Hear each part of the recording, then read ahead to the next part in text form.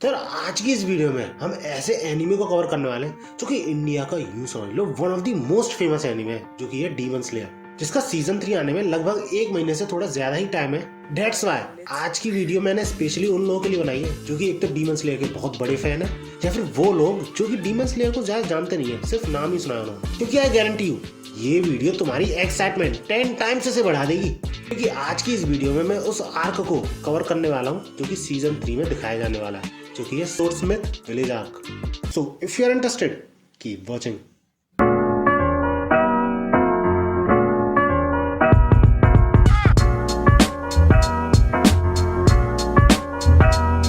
तो सबसे पहले हमें दिखाया जाता है इन्फिनिटी कासल, जिसमें कि सारे अपर मून्स गैदर हुए होते हैं और वो सब जानते थे कि इसका एक ही रीजन हो सकता है कि कोई अपर मून मर चुका है। इसके बाद हमें सारे अपर मून्स एक एक करके इंट्रोड्यूस कराए जाते हैं। अकाजा को तो तुम पहले से जानते ही हो, जो कि अपर मून 3 है। इसके बाद हमें दिखाया जाता है अपर मून 5, जो कि है ग्योको। इसकी बातों से हमें साफ पता चल रहा होता है कि ये अकाजा से 90 साल बाद मिल रहा है। इसके बाद हमें दिखाया था अपर मून 4, जिसका की नाम है हानटेंगू। इसके थ्रू हमें ये पता चलता है ऐसी मीटिंग पिछले 130 ईयर्स में एक भी बार नहीं हुई है, यानी इतने टाइम से एक भी अपर मून की डेथ नहीं हुई है। इसके बाद अकाजा नाकी में से ये पूछता है कि मुजान सामा कहाँ है, क्या वो आ चुके हैं। इस पे हमें ये पता चलता है कि वो अभी नहीं आए। फिर इसी के बाद अकाजा ये भी पूछता है कि अपर मून फर्स्ट कहाँ है। इसके कोई चांसेस ही नहीं है कि अपर मून फर्स्ट मरा हो। इसका की आंसर देने से पहले अनएक्सपेक्टेड एंट्री होती है अपर मून 2 की, जिसका की नाम होता है दोमा। और इसकी पर्सनैलिटी से ये साफ क्लियर हो रहा होता है कि दोमा केयर फ्री टाइप डीमोन है, जिसको भी फर्क नहीं पड़ता, उसे खाने से मतलब है इंसानों को। और हमें ये भी इंटरप्रेट कराया जाता है कि अकाजा और दोमा की बिल्कुल भी नहीं बनती, क्योंकि अकाजा के कंधे पे थोड़ा सा हाथ रखने पर दोमा के मुंह पे जबरदस्त गुस्सा मारता है अकाजा। इतना इरिटेटेड फील करता है इसके संग को। जिसके बाद नाकी में अकाजा को बताती है कि अपर मून फर्स्ट तब पहले से ही आ चुका है। इनफैक्ट सबसे पहले अपर मून फर्स्ट ही आया था, जिसका की नाम है कोकुशिबो, जो कि ये बताता है कि मुजान सामा आ चुके। और भाई साहब मुजान सीलिंग पे खड़े होके कुछ एक्सपेरिमेंट कर रहा होता है, जिसे देख के सब लोग शॉक हो जाते हैं। जिसके बाद वो तुरंत सारे अपर मून्स को ये बताता है कि ये मीटिंग इसलिए हेल्ड हुई है क्योंकि ग्योटोरो मर चुका है। और वो ये भी एक्सप्लेन करता है कि उसे पहले से पता था ऐसा ही कुछ होगा, क्योंकि उसे डाकी होल्ड कर रही थी। और उसके हारने का रीजन वो ये बताता है कि उसमें काफी ज्यादा ह्यूमैनिटी अभी भी बची थी, इसलिए वो हारा, बिल्कुल वर्थलेस था। और बंदा बिना झिझक के ये भी बोल देता है कि मुझे तुम लोगों से भी कोई उम्मीद नहीं है। और इतना कहने के बाद ही दोमा यूं समझ लो मुजान की चाटने लग जाता है चमचे की तरह, ये कहते हुए कि कभी ऐसा हुआ है कि तुमने कुछ काम दिया हो और मैंने ना किया हो। जिस पे मुजान सीधे बोलता है, अच्छा तो ब्लू स्पाइडर लिली का क्या हुआ? पूरे 100 साल के बाद भी अभी तक हमें वो फूल क्यों नहीं मिल पाया?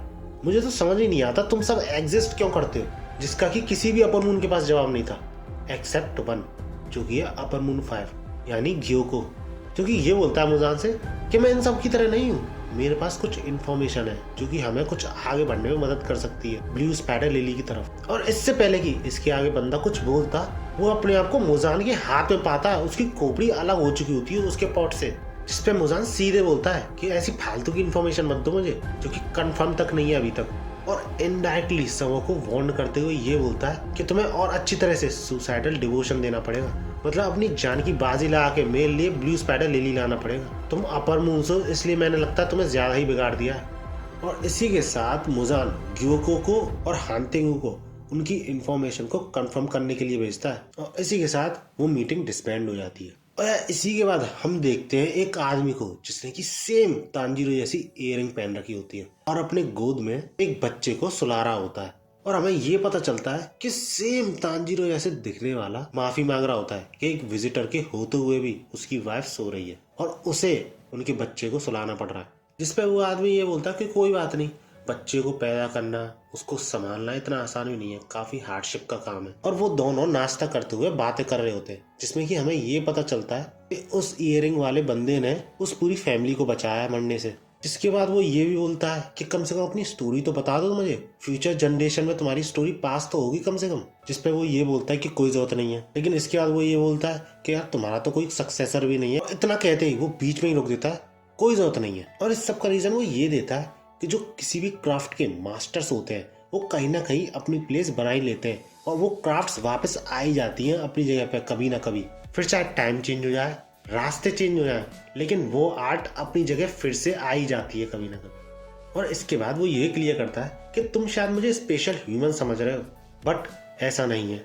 मैं अपनी लाइफ में सिंगल चीज नहीं बचा पाया, जो चीज मुझे अचीव करनी चाहिए थी वो भी नहीं कर पाया, इसलिए मेरे जैसे इंसान की कोई वर्थ नहीं है। अब तुम यूं सोच रहे होगे कि ये है कौन, so let me clear your doubt with this. Стоит ли тебя так мало? I always come back.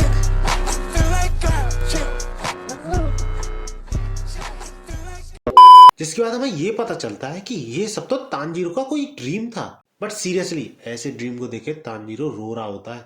और तांजीरो को उठता हुआ देख कनाओ शॉक हो जाती है, क्योंकि तांजीरो पिछले 2 मंथ से नहीं उठा है पिछली लड़ाई के बाद। इसके बाद सारे लोगों को पता चल जाता है कि तांजीरो जग चुका है, और 1 हफ्ते बाद ही तांजीरो की फुल रिकवरी हो जाती है। जिसके की बाद तांजीरो जब स्ट्रेचिंग करते समय अपनी स्वॉर्ड के बारे में पूछता है, मतलब उसे नई स्वॉर्ड मिलेगी कि नहीं, क्योंकि पिछली वाली तो टूट चुकी है ना पिछली बैटल में, तो उसे लेटर दिखाए जाते हैं जिसमें कि ये सब लिखा होता है। जिसे देख के तांजीरो की हालत खराब, क्योंकि भैया बिना स्वॉर्ड के कौन सा डीमन स्लेयर क्या ही कर लेगा। लेकिन भैया वो कुछ कह भी नहीं सकता था, क्योंकि पहले ही 2 बार स्वॉर्ड उसे बना के दी गई है, और ये 3री बार होगी अगर वो बनेगी तो। इसके बाद थोड़ा डिस्कस करने पे तांजीरो को ये पता चलता है कि एक विलेज है जहाँ पर की सारी तलवारें बनती है डीमन स्लेयर्स की, और उसे ये एडवाइस करा जाता है कि उसे इन पर्सन वहां पे जाके तलवार बनवानी चाहिए, थोड़ी बात करनी चाहिए कि आगे से वो तलवार नहीं तोड़ेगा।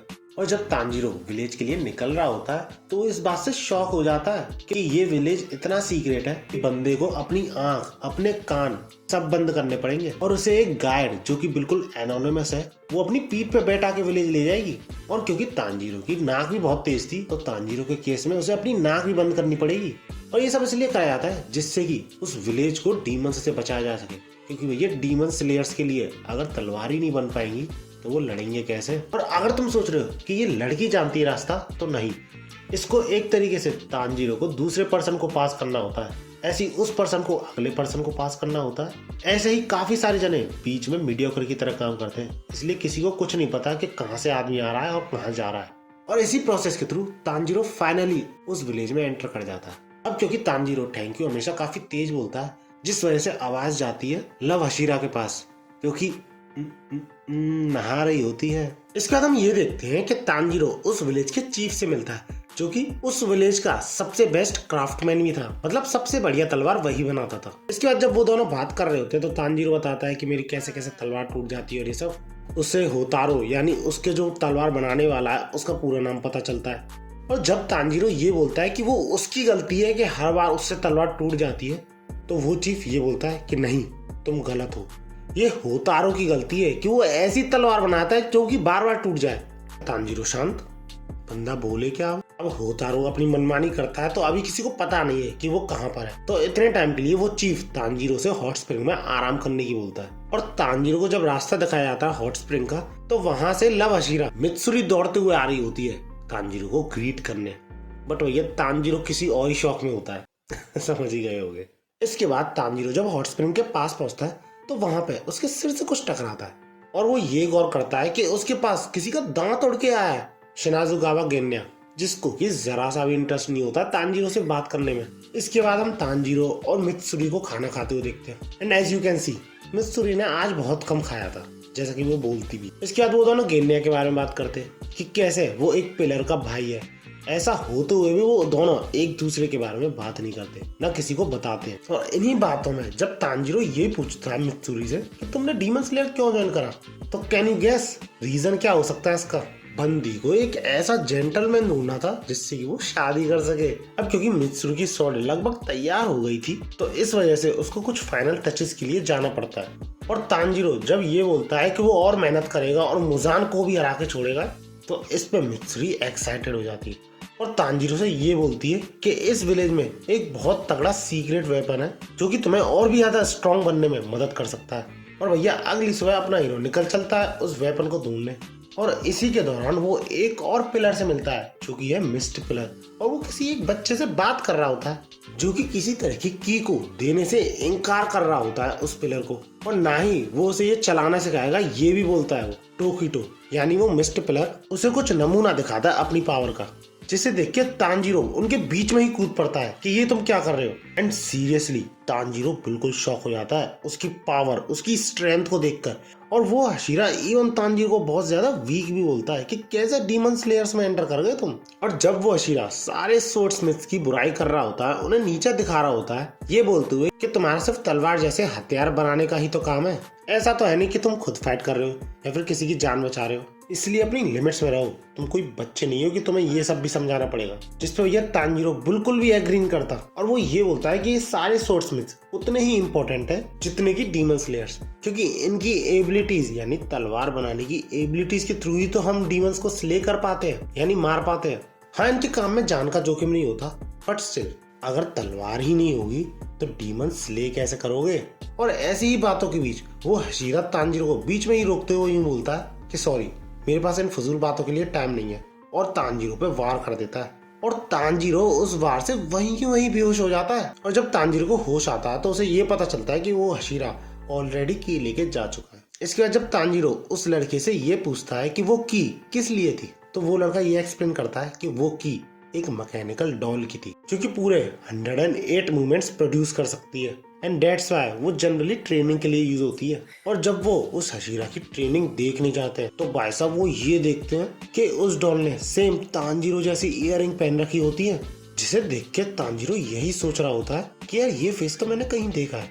जी हाँ, तांजीरो ने जो सपने में आदमी देखा था वो यही था, लेकिन एक डिफरेंस था, उसके 6 हाथ नहीं थे। बट स्टिल वो हशीरा उस डॉल को बराबर की टक्कर दे रहा होता है। और जब तांजीरो उस बच्चे से ये पूछता है कि इस डॉल के 6 हाथ क्यों, तो वो ये एक्सप्लेन करता है कि ये डॉल एक एक्चुअल स्वॉर्ड्समैन पे बेस्ड है और उसके एंसेस्टर्स को जिन्होंने ये डॉल बनाई थी इसको 6 हाथ इसलिए देने पड़े क्योंकि इतने सारे हाथों के बिना वो उस स्वॉर्ड्समैन के मूवमेंट्स को रेप्लिकेट तक नहीं कर पा रहे थे। और इन्हीं बातों में वो बच्चा ये भी एक्सप्लेन करता है कि इस डॉल का कंस्ट्रक्शन इतना तगड़ा है कि अगर ये डॉल टूटी तो मैं इसे फिर से रिपेयर नहीं कर पाऊंगा। और जब तांजीरो उस हशीरा को तलवार चलाते हुए देख रहा होता है तो वो शॉक हो जाता है कि ये बंदा कितना टैलेंटेड है, ये लगभग मेरी एज का है फिर भी। लेकिन इसी बीच में पीछे से कौवा बोलता है कि ऑफ कोर्स ये ज्यादा टैलेंटेड होगा ही क्योंकि ये सनब्रीथ यूजर का डिसेंडेंट है, दैट्स व्हाई ये एक जीनियस है और तुम लोगों से कम्प्लीटली डिफरेंट है। जिस पे तांजीरो पूछता है कि भैया सनब्रीथ क्यों नहीं यूज कर रहा फिर ये, जिस पे वो कौवा चिढ़ जाता है और तांजीरो पे हमला कर देता है। और इतने में हम ये देखते हैं कि वो हशीरा धीरे धीरे करके उस डॉल को तोड़ रहा होता है, जिसे देख के वो बच्चा यार काफी ज्यादा दुखी हो जाता है जिसके की एंसेस्टर्स ने वो डॉल बनाई थी, क्योंकि उस डॉल को सही करने की कैपेबिलिटी उसमें नहीं थी। लेकिन एट द एंड तांजीरो उस बच्चे को मना लेता है और जब वो वापस उस डॉल के पास जा रहे होते हैं तो तभी वो देखते हैं कि हशीरा वहां से वापस लौट रहा होता है। और वो मिस्ट हशीरा यानी टोकिटो उन दोनों से ये बोलता है कि ये तलवार मैं रख रहा हूँ, जिसमें कि डॉल का हाथ लग रहा होता है, यानी डॉल की तलवार होती है वो। इसे देख के भैया वो बच्चा और भी ज्यादा दुखी होता है और उस डॉल की तरफ दौड़ना शुरू कर देता है।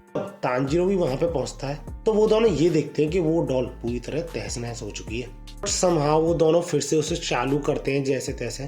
और जब तांजीरो उसके साथ प्रैक्टिस करता है तो भैया बंदा एक वार तक नहीं कर पाता। और इवन इस डॉल का क्योंकि एक हाथ निकल चुका था तो इसकी बैटल कैपेसिटी वैसे ही कम हो गई थी, लेकिन फिर भी तांजीरो के लिए इतना मुश्किल था इसके साथ लड़ना। लेकिन फिर भी वो लड़का तांजीरो के हमले को एनालाइज करता है और बताता रहता है, उसको ट्रेनिंग सेशन में मदद करता है। और ऐसे ही तांजीरो काफी ज्यादा ट्रेनिंग करता है और यूं समझो पूरे 1 हफ्ते बाद जाके तांजीरो पहला हिट कर पाता है उस डॉल पर। और इसके थोड़े टाइम बाद जब वो फिर से ट्रेनिंग अपनी शुरू करता है तो बंदा इतना तगड़ा हिट मारता उस डॉल के गले पर कि तांजीरो ने जो ब्लेड बोरो किया था वो भी टूट जाता है। बट इससे भी ज्यादा शॉकिंग बात ये थी, सरप्राइजिंग बात ये थी कि उस डॉल के अंदर से एक स्वॉर्ड बाण निकलती है। लेकिन जब वो दोनों उसको खोल के देखते हैं तो उसमें जंग लगी होती है। ऑब्वियसली यार इतनी पुरानी डॉल है तो उसके अंदर से जो तलवार निकलेगी वो भी काफी ज्यादा पुरानी होगी। और इतने में वहां पे हगाने ज़ुके, जिसने की हमेशा तांजीरो की तलवार बनाई है, वो वहां पहुंच जाता है और ये बोलता है लीव इट टू मी। इतना कहते ही उनसे वो तलवार छीनने लग जाता है। अब इसके बाद भी काफी कुछ होता है, लेकिन एट द एंड हगाने ज़ुका को वो स्वॉर्ड मिल जाती है पॉलिश करने के लिए, जिसमें कि 3 दिन और 3 रात लगने वाली होती है। और ये सब चीजें तांजीरो केन्या को बता रहा होता है। इसके बाद हमें ये दिखाया जाता है कि अपर मून 5 और अपर मून 4 दोनों उस विलेज में पहुंच जाते हैं जिस बारे में किसी को अंदाजा भी नहीं रहता है और होगा भी कैसे, ये विलेज सबों से छुपा हुआ जो है। अब इसके बाद हम देखते हैं मिस्ट हशीरा टोकिटो को, जो कि तांजीरो से कानामोरी नाम के स्वॉर्डस्मिथ के बारे में पूछ रहा होता है, जिसपे तांजीरो ये बोलता है कि हाँ मैं उन्हें जानता हूँ, वो शायद हगाने ज़ोके के पास है। जिसपे वो हाशिरा ये बोलता है कि भैया अब वो कहाँ है। तो इस पे तांजीरो ये बोलता है क्या मैं भी चलूँ तुम्हारे साथ उन दोनों को ढूंढने। जिसपे हाशिरा थोड़ी देर के लिए शांत, फिर वो यूं पूछता है कि तुम्हें क्या पड़ी है, तुम्हारे पास और कोई काम नहीं है कि कुछ करने के लिए। जिसपे तांजीरो ये बोलता है कि किसी के साथ भी कुछ अच्छा करो तो at the end of the day तुम्हारे साथ भी कुछ अच्छा ही होता है। और दूसरी चीज, मुझे भी उन्हें ढूंढना था, सो नाइस टाइमिंग। जिस चीज पे वेरी सरप्राइजिंगली वो हाशिरा शॉक हो जाता है और इससे पहले कि वो और कुछ बोल पाता नेज़ुको जग जाती है। जिसे देख के टोकिटो ये बोलता है कि ये बड़ा ही स्ट्रेंज क्रिएचर है, मैंने कहीं से देखा है शायद। बट इसी बीच उस रूम में एंटर कर जाता है अपर मून 4, जिसे देख के टोकिटो और तांजीरो दोनों शॉक। और भैया बिना कोई एक वर्ड भी बोले बैटल शुरू हो जाती है और सबसे पहला हमला वो हाशिरा करता है। लेकिन इसके बावजूद वो डीमन उस हमले को डॉज कर लेता है, जिससे तांजीरो साफ समझ जाता है कि इस अपर मून ने काफी सारे ह्यूमंस को मारा हुआ 101%। अभी वो किसी हाशिरा के हमले को डॉज कर पाया है। लेकिन टोकिटो अपने दूसरे हमले में उस डीमन की मुंडी धड़ से अलग कर देता है। बट क्योंकि तांजीरो पहले भी ऐसे अपर मून को फेस कर चुका है जिसकी मुंडी अलग कर दो फिर भी उन्हें मारना ट्रिकी होता है, तो इसी वजह से वो उस मिस्ट हाशिरा को वार्न भी करता है। उस डीमन के दोनों पार्ट से यानी हेड और बॉडी से 2 और डीमन बन जाते हैं।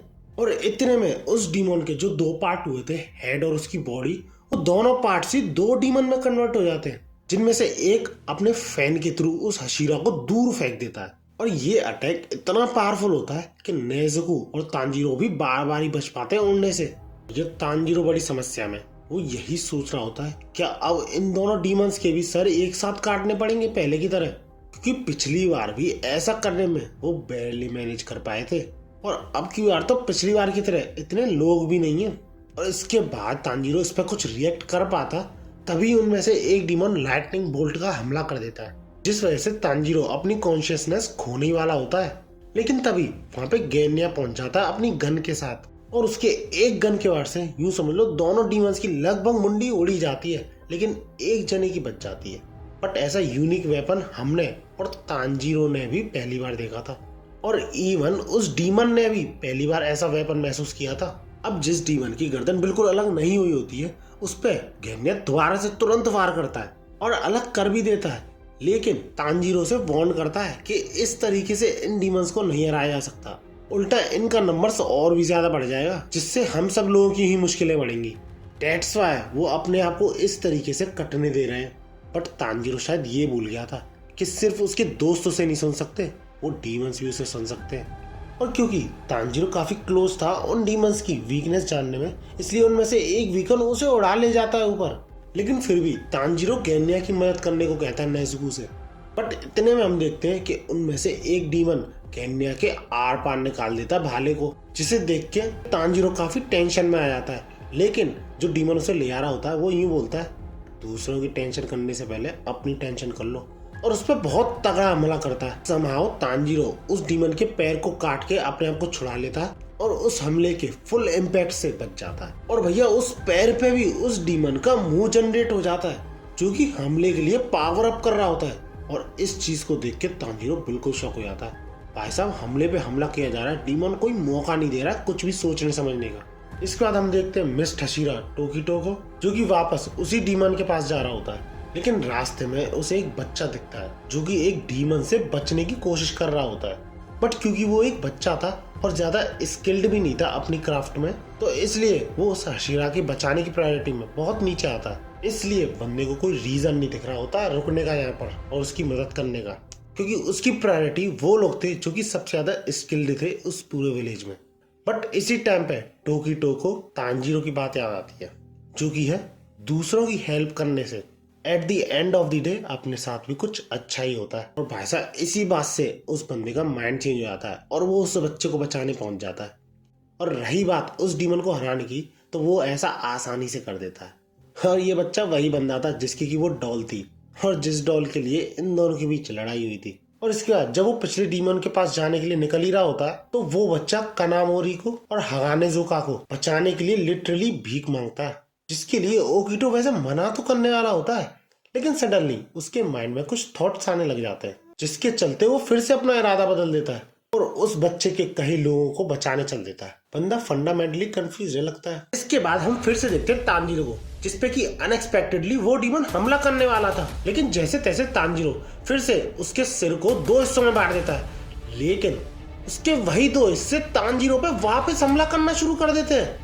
लेकिन थैंकफुली उनके हमलों से ज्यादा असर नहीं पड़ता तांजीरो पे, क्योंकि जैसे जैसे उन डीमंस के और हिस्से होते जा रहे थे, उनकी जो अटैक पावर है वो कम होती जा रही थी, जिस बात से तांजीरो एक्साइटेड हो जाता है। इस टाइम तांजीरो उन दोनों हिस्सों को मारने में बिजी था, लेकिन पीछे से वो डीमन आ जाता है जिसके वो हिस्से थे और हमला कर देता है तांजीरो पे।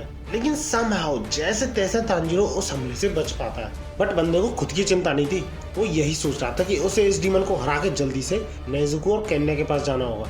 बट इससे पहले कि तांजीरो कुछ कर पाता, हम ये देखते हैं कि वो डीमन तांजीरो पे बहुत तगड़ा हमला कर देता है अपने क्लॉज के थ्रू, जिसपे वो डीमन मजे लेने लग जाता है कि कैसा लगे मेरे क्लॉज, फास्ट और शार्प, जो डायमंड्स को भी काट सकते हैं। और तांजीरो सिर्फ एक लाइन बोलता है, राइट बैक एट यू, क्योंकि सिर्फ डीमन नहीं था जिसने की हमला किया था, तांजीरो ने भी अपना हमला उसी टाइम कर दिया था, जिस चीज से वो डीमन बिल्कुल शॉक हो जाता है। इसके बाद भी वो दोनों रुकते नहीं है, दोनों एक दूसरे पे हमला करने जा रहे होते हैं, लेकिन तांजीरो उस पर पहले ही हमला करके उसका झगड़ा अलग कर देता है। अब इसके बाद हमें दिखाया जाता है नेजुको और केन्या को, जो कि उन दोनों डीमन से लड़ने में स्ट्रगल कर रहे होते हैं। जी हाँ, केन्या मरा नहीं होता इस टाइम पे। और जैसे ही वो केन्या वापस हमला करता है उस डीमन पे, तो वो डीमन अपने भाले को बाहर निकालता है, जिससे कि केन्या का सारा ब्लड बाहर निकल जाता है। और सही में सिचुएशन को देखकर ऐसा लग रहा होता है कि केन्या तो गया, क्योंकि वो डीमन वापस से हमला करने वाला होता है केन्या पे। और जब वो डीमन ऐसा करता है तो केन्या सामने से गायब हो जाता है और अचानक से उस डीमन के पीछे पहुंच जाता है उसकी गर्दन अलग करने को। बट वो और हम शायद भूल गए थे कि वहां पे 2 डीमन नहीं है, 3 डीमन है, जो कि केन्या को अपनी लाइटनिंग के थ्रू हमला करने से रोक देता है। बट भाई साहब केन्या यहाँ पे भी हार नहीं मानता, अपनी गन के थ्रू उसी डीमन पे वार कर देता है जिसने की लाइटनिंग अटैक किया था। और इसके बाद वो डीमन हम सब की तरह एक ही चीज सोच रहा होता है, ये बंदा मरता क्यों नहीं है। इसके बाद हमें दिखाया जाता है नेजुको और उसके साथ जो डीमन लड़ रहा होता है उसको। और क्योंकि वो डीमन नेजुको के साथ जितना खेलना चाहता था खेल चुका था, तो वो नेजुको पे बहुत डेडली हमला करता है, अपने पैर को उसके शरीर के आर पार निकाल देता है। और वो डीमन लिटरली ये समझ चुका होता है कि नेजुको मर गई,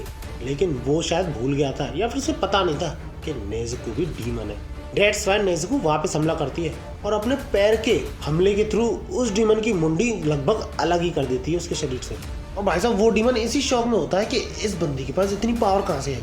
और इससे पहले कि वो डीमन कुछ भी कर पाता, नेजुको उसका हाथ जिसमें कि फैन था और उसका पैर जो कि उसके पेट में था, दोनों को अलग कर देती है, लिटरली उखाड़ देती है।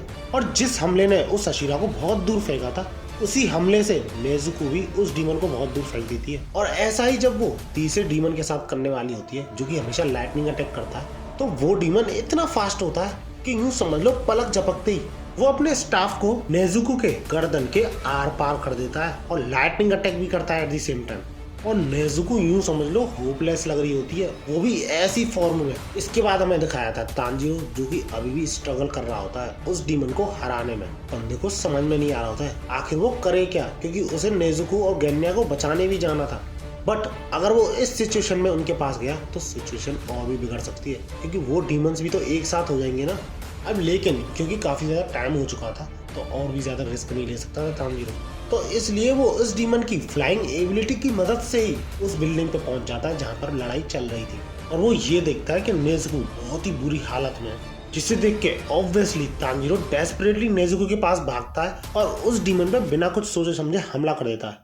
एटलीस्ट हमें ऐसा लगता है। लेकिन तांजीरो उसी डीमन के ब्रदर लाइक डीमन का क्लॉ यूज करता है और उसके स्टाफ से और उसकी लाइटनिंग से बच जाता है। और क्योंकि तांजीरो को पता था कि वो सिर्फ एक हाथ से उस डीमन का सर अलग नहीं कर सकता था, तो वो सीधे उस डीमन की टंग पे वार करता है, क्योंकि इतना तो उसे पता चल गया था लड़ाई करते करते कि टंग पे वार करने से इन डीमंस के उनकी जो रिकवरी है वो बहुत स्लो हो जाती है। और ऐसा होने के बाद बिना कोई टाइम वेस्ट किए तांजीरो नेजुको को बचाने जाता है और उसी क्लॉ के थ्रू उस स्टाफ को बाहर निकालता है, जिसमें कि नेजुको फंस के रह गई थी, लेकिन पीछे से वैसा ही वार तांजीरो के लिए भी आ रहा होता है। पर ऐसा होने से नेजुको बार बार बचा लेती है और अपने डीमन आर्ट के थ्रू उस डीमन को दूर कर देती है। भैया जिस डीमन को बहुत दूर फेंक दिया था नेजुको ने, उसी के हमले से वो वापस आ जाता है और अपनी फुल पावर के साथ फिर से नेजुको और तांजीरो पे हमला करता है और यूं समझ लो जमीन में ही गाड़ देता है। लिटरली उस पंख की शेप का स्ट्रक्चर बन जाता है जमीन में। और इतने में ही उन 4 डीमन में से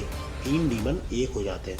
अब यार तुम्हें पिछले सीजन को देख के पता ही चल गया होगा कि एक अपर मून को संभालना कितना ज्यादा मुश्किल हो सकता है, और यहाँ पर तो 2-2 प्रेजेंट है। अब इन दोनों को कौन और कैसे हराएगा जानेंगे अगली वीडियो में, मतलब इस वीडियो के अगले पार्ट में। आई नो मैं एक ही वीडियो में पूरा आर्क कवर करने वाला था, मेरे साथ काफी चीजें हुई, घर पर रिलेटिव आ गए, मेरा गला भी थोड़ा बैठा हुआ है, तुमको महसूस हो रहा होगा, और ऊपर से मेरा फोन तक खराब हो गया, बड़ी ही मुश्किल से रिकॉर्डिंग कर पा रहा हूँ मैं ये। डेट्स वाई पूरे 5 दिन लेने के बावजूद मैं सिर्फ एक पार्ट ही दे पाया, पूरा आर्क नहीं दे पाया तुम लोगों को। बट स्टिल अगर तुम्हें वीडियो अच्छी लगी तो लाइक जरूर करना, और अगर अगले पार्ट के लिए एक्साइटेड हो तो सब्सक्राइब जरूर कर लेना इस चैनल को, और नोटिफिकेशन बेल भी ऑन कर लेना, जिससे कि जब भी वीडियो आए तुम्हें पता चल जाए। और इसके बाद व्लॉग या सोलो लेवलिंग में इंटरेस्टेड हो तो उस पर वीडियो मैंने डाल रखी है। और